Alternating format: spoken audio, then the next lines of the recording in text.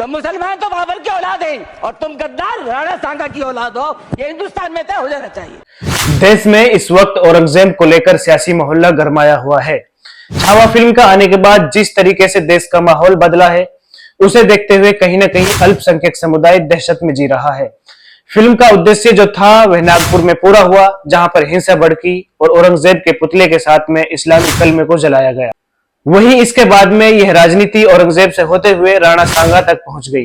भारतीय राजनीति की हमेशा से यह नीति रही है कि पुराने कालखंडों को उखाड़कर जनता के सामने लाया जाए और फिर उस मुद्दे पर जनता को भड़काया जाए, ताकि देश में जो और मुद्दे हैं उनसे ध्यान को मोड़ा जाए।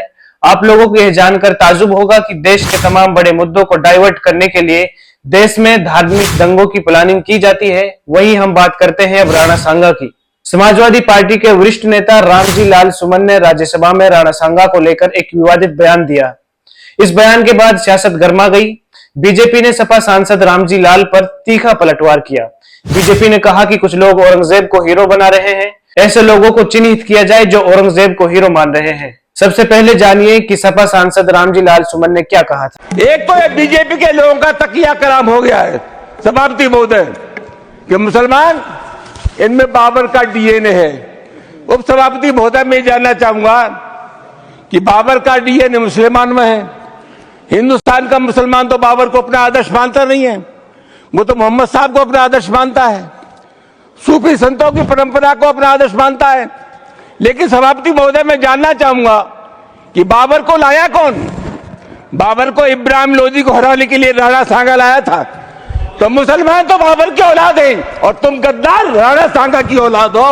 ये हिंदुस्तान में तय हो जाना चाहिए। अगर बाबर की तो आलोचना करते हैं, राणा सांगा की आलोचना नहीं करते।